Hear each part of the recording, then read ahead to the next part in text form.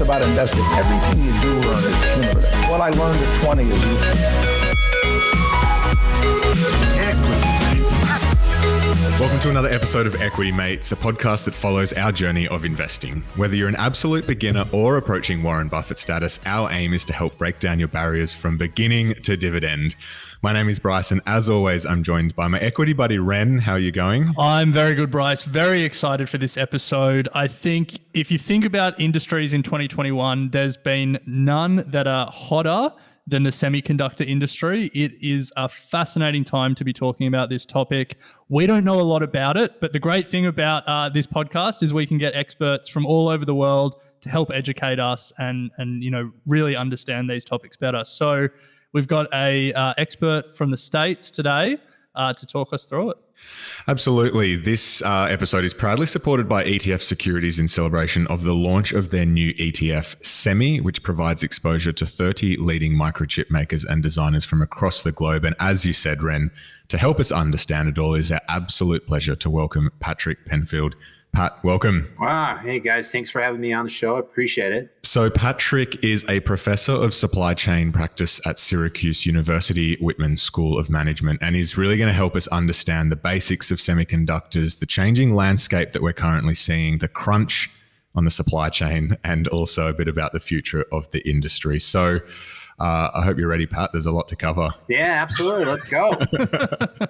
Well, Pat, let's start with the very basics for people that maybe have heard of semiconductors in the news but don't really know what they are.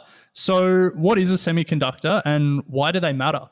Yeah, so semiconductors are very small pieces of a material, either silicon or germanium, and they have integrated circuits that are embedded in the actual material itself.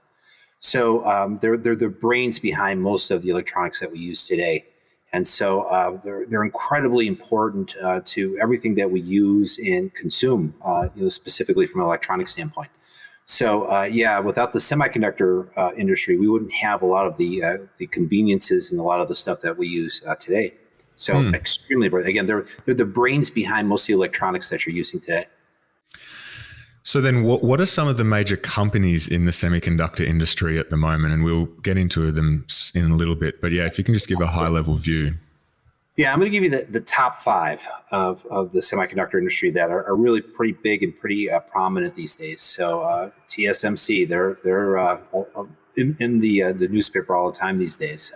So you've got Intel, you've got Samsung, you've got Broadcom, you've got Qualcomm, you've got SK Hynix. So those are probably the big players, that we have in today's industry from a semiconductor standpoint. And there's some other ones. There's a lot of smaller ones, and but those are the big ones that I think really have a big command or presence within the industry.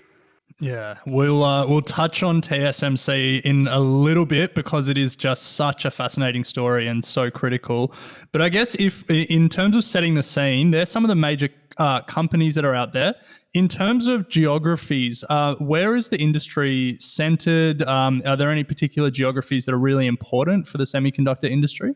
Yeah, about 70% of all the semiconductors come through Asia. So when I mean Asia, I'm talking about Taiwan, Korea, Malaysia, and China. So those are the countries that most 70% of your semiconductors come from. So yeah, very critical. Asia is a critical source for semiconductors.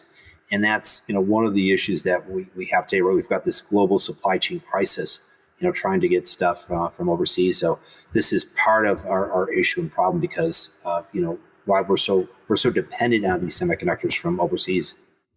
So Pat, the semiconductor industry has undergone quite significant disruption in the past decade with TSMC's foundry model, which has really enabled the rise of companies like NVIDIA and AMD.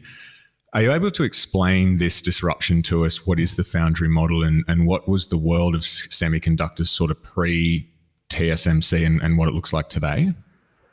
Yeah, so prior to the TSMC model, the foundry model, what happened was if you were a company and you were producing semiconductors, you would have to invest in a foundry. And a foundry is a manufacturing plant, basically makes the semiconductors. And then also you're on the hook for the design. So you had to do the design, you had to do the manufacturing. So it kind of limited the amount of competition that was actually in that space. And so when TSMC came on the scene and introduced this foundry model, it was a model that was used in other industries. So it's called contract manufacturing. And so, but interestingly, they used it for semiconductors. And so this is kind of what happened. So TSMC said basically, look, we will build your semiconductors. Come to us with your designs, and we promise we won't compete against you. We won't steal your IP. What we'll do is, again, we'll produce what you want us to produce. So because of that model, it changed the whole industry. So in the past, you used to have to do everything. Now you've got three types of actual companies within this industry. So you have what's called fabless. So fabless is your Qualcomms and your Broadcoms. So all they do in your NVIDIA is they just produce basically a design. They say, okay, this is the chip that we want. And then you've got your foundries. And so your foundries are your TSMCs. So those are the big production facilities. Those are the manufacturing facilities that take the design and actually make it. And then the third type of company that you have in this industry is the integrated circuit. They do the design, they do the production. So that would be your Intels of the world. So that's what happened. So because of TSMC, it changed everything. And what I mean by changed everything, it really increased innovation within the semiconductor industry. So that's why we're seeing all these powerful electronics. This is why you're seeing this convergence of electronics that we've never seen before. So, look at your cell phone, right? Just look how small it is in comparison to what it was 10 years ago. It's all due to the semiconductor chips. Yeah, so TSMC, again, because of what they did and how they broke the business model, really changed our world. Yeah. And I think for people who are wondering why, you can't build your own foundry, it's about $2 to $3 billion to build a foundry these days? Yeah, and that would be your basic one, right? So they go as high as up to $10 billion. Yeah. I mean, it's very capital intensive. Yeah. So, this is the other thing is the expertise that's required in those foundries, right? So there's only a couple that can do the real high-end stuff, and that's TSMC and Samsung. And so, TSMC right now is the game changer. They're the ones that can produce, the stuff that Apple and Google and all these tech companies want. The really precise and really small type of semiconductor chips. So TSMC changed the game, enabled companies that had good designs but not $10 billion on their balance sheet to actually build a foundry to get into the semiconductor industry. In terms of how that changed the industry, what were some of the big winners and big losers from this disruption? Yeah, I think the big winners were the tech companies. Your Apples, your Samsung. I think they really won on this because, again, of being able to do this convergence of technology, right, and be able to miniaturize and be able to introduce new types of technology. Big loser, probably Intel. So Intel was the dominant player at one time. They controlled everything, and now they don't, right? So you see some of these monopolies that have gone away, like the Intels of the world. So yeah, I would say probably the big winners are consumers and the tech companies, and I think they've really benefited from this type of technology. Now, Pat, you're a professor of supply chain practice, and there is no doubt that we're seeing a pretty big crunch at the moment in the supply chain of semiconductors. And some of the news coming out about the impact that that's having on some of the products that are being produced. We've seen stories of car manufacturers leaving out like GPS functionality and all sorts of bits and pieces that you would otherwise expect in there. So let's start at the top. What's happening here in the supply chain of semiconductors? Yeah, so it's all about supply and demand, right? And so the impetus behind the increased demand was COVID. And so what happened is people, couldn't go to work, right? So we're all stuck in our basements, and right? Couldn't go to work. We couldn't go to school. We had to exercise at home, right? And so we're still working and we still have disposable income. And so a lot of us are online buying stuff, right? Buying electronics and, trying to update, our cameras and our microphones and our computers and our phones and our exercise equipment. And so what happened is, the semiconductor is ubiquitous, right? So it's used everywhere. Any type of electronics you have, you're going to have some type of semiconductor in there. And so that's what happened. The demand just skyrocketed, right? So the semiconductor industry, I don't think they were prepared to be able to meet that demand. So, we talked about the cost of a factory. So they're what I would term a lag industry. So until they get the demand, until they see demand, that's when they're going to build more capacity because it's expensive, right? So you just don't want to lay in, $2 billion, $3 billion into a factory if you don't think you're going to have the sales. So that's kind of what they do. They back off a little bit, and then once they see that there's some demand, then they go ahead and make that investment. And it's called a lag investment philosophy. So COVID was the major one, and again, it's caused a lot of issues and a lot of problems just because everything kind of changed, and just the different demand patterns too. And so we're all struggling with trying to again deal with this particular situation. Now, Bryce mentioned one of the key effects of this supply crunch, which was the auto industry. We've seen car makers take features out of cars because they don't have enough semiconductors. We've also seen some production lines shut down for days at a time because they haven't been able to secure semiconductors. But I imagine that the effects have been broader than just the automotive industry. What are some of the results we're seeing as consumers, or what are some of the effects on businesses that we're seeing across the economy? Yeah, so let's talk about the automotive industry. So, when COVID hit, and again, this was in early 2021. They cut back on their orders. So, the automotive industry is a just-in-time type of a situation here in the U.S. And so, that's one of the things that happened is that they don't like to carry inventory, so they cut all their orders for semiconductor chips. And so the semiconductor chips at that time, 24, 25-week lead time item. And so, unfortunately, here in the States, things just popped back up in like May, June. And they saw all this demand, and so they were caught flat-footed because they cut all these orders, right? And they're like, well, we need these chips. Let's go get them. And then you had the electronics industry just really, ramp up, as far as their needs go. And the chip manufacturers actually make more money with the electronics than they do with the automotive semiconductor chips. So if you're a semiconductor chip company, you're like, well, I got the electronics and we make more money on them versus the automotive. So, they don't have as much power as the electronics companies do in that particular part of the supply chain. So that's kind of what happened, right? So we saw this change. And so unfortunately, here in the US, it's really difficult to get a car. In fact, the US automotive industry, actually the automotive industry as a whole, they're going to have about $110 billion less in revenue in 2022, or excuse me, end of 2020. Yeah, ridiculous amount because of a lack of semiconductor chips. So as an investor, if you are making more money on electronic semiconductors than automotive, first part of the question is why is that the case? But would I then be looking for the companies that have more contracts with electronic supply or manufacturers rather than, one who might have a contract for providing semiconductors for Toyota and Tesla, for example? Yeah, so to answer your first part of your question, so the reason why they're cheaper because they're more basic. They're simple.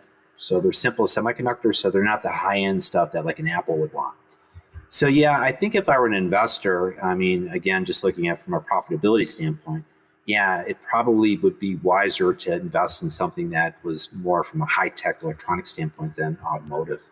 And Tesla's, outside the, they're just unique as far as investments. If you look, why would I invest in those? Right? Tesla, it's hard to describe what's going on there. Yeah, it's a fascinating story that's playing out, but that is a whole other podcast episode, I think, to try and unpack that whole business. So I think if we look at the supply crunch, you said it was largely driven by COVID and how businesses responded to COVID. We're sort of 18 months into COVID. Fingers crossed that people are getting vaccinated and it's all going to end sooner rather than later.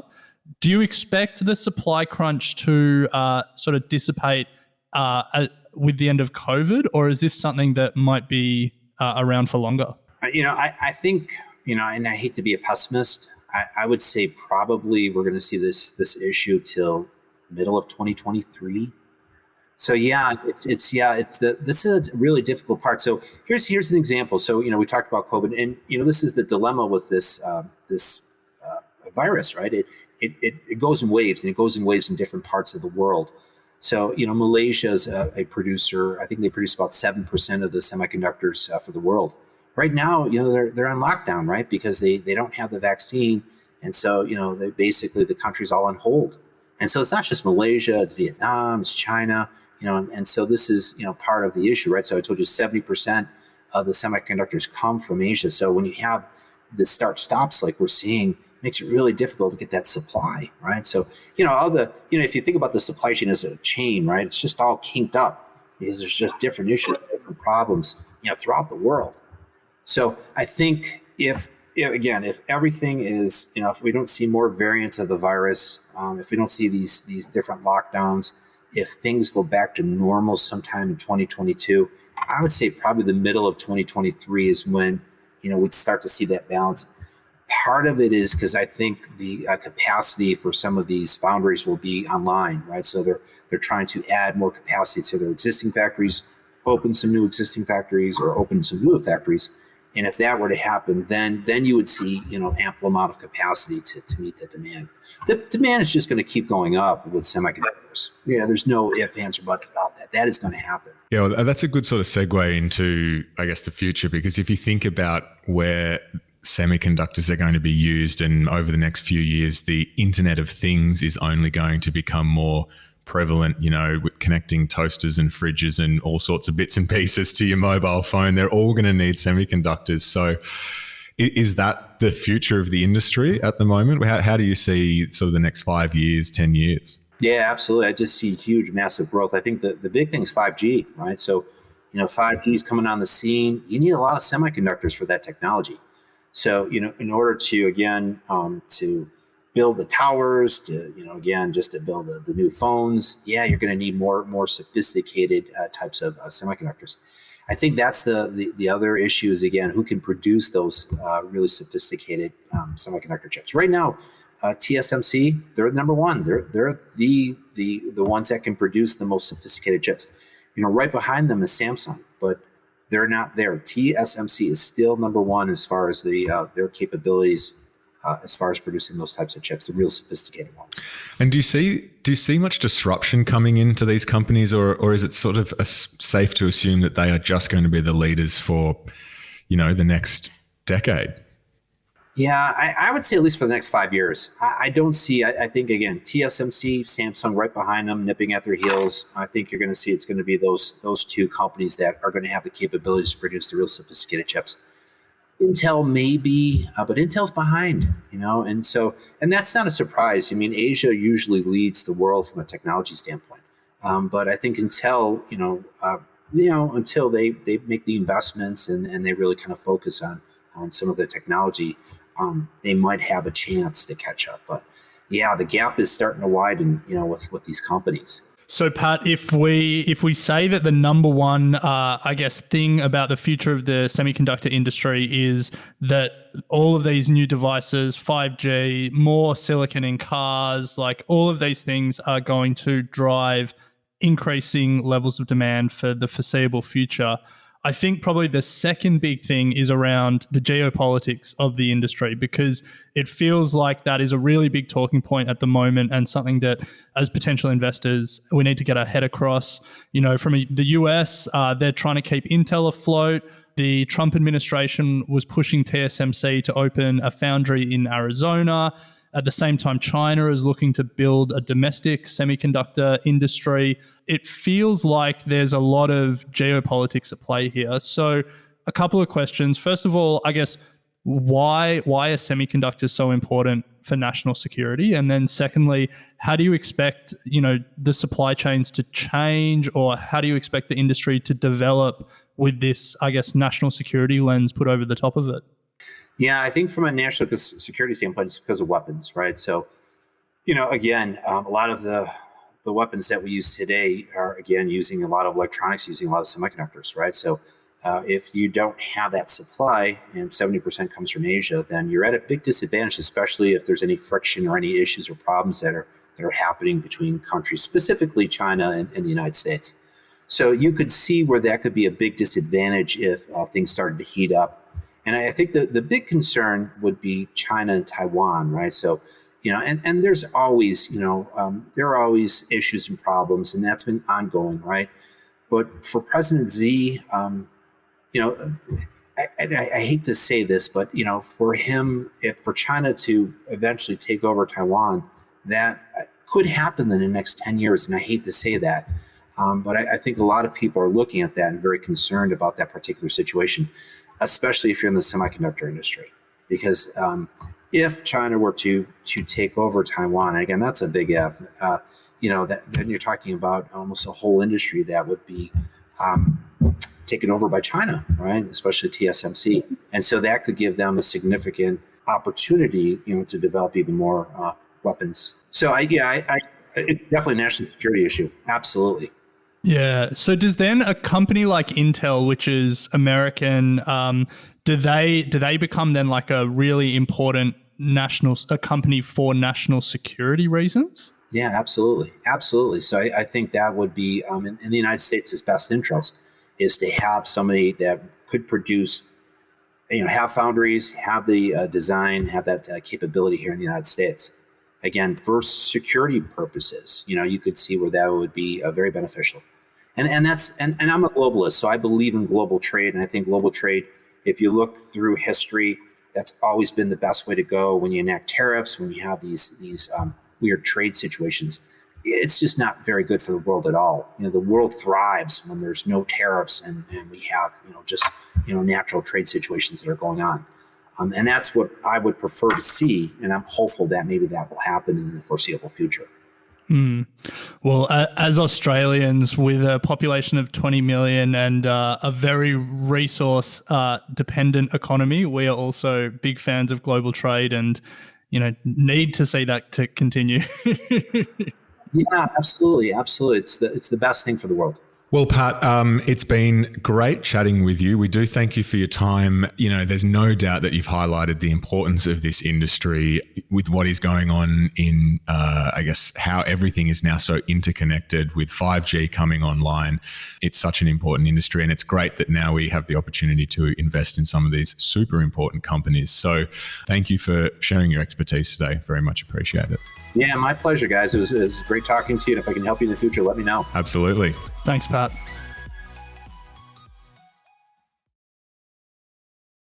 So, Ren, as we said at the top of this episode, ETF Securities have recently released a new ETF tracking the global semiconductor industry, and we've just heard from Pat about the huge opportunity that this presents. The ETF is called ETF Securities Semiconductor ETF. The ASX ticker is SEMI, SEMI. Launched in early September, the ETF invests in the largest and most significant semiconductor companies around the world and achieved the highest first-day trading value of any passive ETF this year, 2021, on the ASX. So, mate, pretty awesome. Yeah, pretty unbelievable. And I've got to say, I just love the ETF industry's use of ASX ticker codes. Another good one here with SEMI. That alone, that gets me excited about the ETF. And we are joined by the head of distribution at ETF Securities, Kanish Chugh. Kanish, welcome. Thank you for having me. So Kanish is here to just help us unpack the ETF in a little bit more detail. So let's start at the top. Kanish, why create a semiconductor ETF? The reason for creating an ETF that focuses on this mega trend of semiconductors is twofold. One, we're the first to the market in Australia to give investors the ability to access this particular theme or subsector in a concentrated way. Prior to this, you would have to either, we have a tech ETF that gives you exposure to the global tech sector. Now, that ETF gives exposure to some of these semiconductor names. You can access semiconductor names through broad markets such as the Nasdaq 100 or the S&P 500, etc. Or you can go direct as well. It's a bit harder, to try and access, say, Taiwan Semiconductors or some of those sort of, ASML, for example, which is a Dutch-based lithography company. So for us as an ETF provider, we want to bring unique solutions to market, and we thought there's a gap here. We saw demand, and semiconductors is an interesting space. When you think about technology as a sector, it's broken into software, hardware, and then semiconductors. And the best way I try to explain it is, semiconductors are the engine that drives the iPad. It's the future of everything that we use and currently from a technology basis. And that's where the big part is there's a long-term growth. It's a mature industry, but it's an industry that's really only grown significantly in the past 10, 5, 10, 15 years because of technological advancements. And it's dominated by some really big players. So it's only a few players that are really dominating this space. Yeah, Kanish, I love that. We often speak about investing in picks and shovels here at Equity Mates, and the semiconductor industry is the ultimate picks and shovels for the technology industry. Doesn't matter who's going to win the race to, general AI or electric cars or self-driving vehicles or any of these other technological trends. Whoever wins, they're going to be reliant on the semiconductor industry to get there. So it is a fascinating space. And coming off that conversation with Patrick, it is just such an interesting theme that's playing out at the moment. I guess there's a number of different ways you could choose to invest in the sector. You could try and find an active manager. You could try and pick individual stocks yourself, or you can go down the passive ETF route, which you guys have created here. Why do you think the passive thematic ETF is the right way to approach this theme? So it's the right way to approach this theme for an investor that wants the exposure to the semiconductor industry. If you want a broad exposure, well, then there are other options for you from an ETF perspective or a fund perspective. A lot of Australian investors also, if they just look at the Australian market, they're not going to get exposure to the semiconductor industry. There are just limited, if not zero, names that are pure plays in the Australian market. So if you want semiconductor exposure, you have to go outside of Australia. And then to do that, you're either buying direct shares, in the US, in Europe. It's very hard to buy some shares in say, Taiwan or Korea, which this ETF has exposure to. From an active side, if you're wanting exposure to the semiconductor industry, it's dominated by a few names, as I mentioned, companies like Intel, AMD, NVIDIA, Qualcomm, TSMC, etc. So if you want that exposure, why are you going to pay sort of 1.5%, 1% plus for that? And I actually don't even know if there's an active manager that gives you just a pure play on this. Normally it's, as a growth or an innovation fund. So, we really wanted to offer investors, well, if they just want this exposure, why don't we just give it to them in a very simple form? It's 30 stocks within the portfolio. It's market cap weighted, which again is a bit new for us from a thematic perspective. We normally have a lot of our thematic ETFs are equally weighted. And the reason we did a market cap weighted approach to this, or we chose to do that, is the industry is dominated by bigger names. And it's, some of these names have monopolies within their spaces, companies like ASML. And so it's basically the view was to look at it from that perspective, and having that market cap approach meant that you got exposure to those bigger names, but also the tail as well. I think the other important thing to stress here is, the industry is constantly being disrupted, and, we've just come off a conversation talking about TSMC and the disruption that they brought to the industry, and all of these companies that were able to be created off the back of that, the NVIDIAs and the AMDs of the world. And now we're seeing another wave of disruption where a lot of the big tech names are, trying to design their own circuits and semiconductors and stuff like that. Like, the industry's changing so much. And the great thing about this ETF you've created is you're not trying to pick a winner. You're not, if it's outside your circle of competence and you're not sure like what the next wave of disruption in the industry is going to be, this gives you an opportunity to just back the overall theme and the overall growth in the industry, rather than getting deep on 2 nanometer circuit boards and trying to understand, everything that's going on there. And the other thing that I guess the point there is, we often talk about it's really hard to pick a winner or loser. And sometimes you're going to back a loser if you go the single stock path. So if you then do your research, find the stock, there's a lot of risk involved in that. So for us, it's backing the theme. We know the thematic or the mega trend of semiconductors, as you said, and as we've talked about at the start and sort of throughout this episode, it's not going to go away. It's the oil, the petrol of the future, whatever you want to call it. There's an interesting stat, I think, that says that by 2030, close to 50% of cars will have 50% electronics within them. And I think it's currently sitting at 25, 27% at the moment. And that's semiconductor chips. As we move towards electric vehicles, which we know is the case, and, with battery technology, that's going to be reliant upon semiconductor chips. So this is sort of what's going to drive the picks and shovels of the future. And it's a great way to sort of play it. And for a lot of investors at the moment, when they're building portfolios, they're looking at sub-industries, they're looking at thematics, they want to get that focus, whether it's to complement a broad market, whether it's to complement a single stock portfolio that they may have.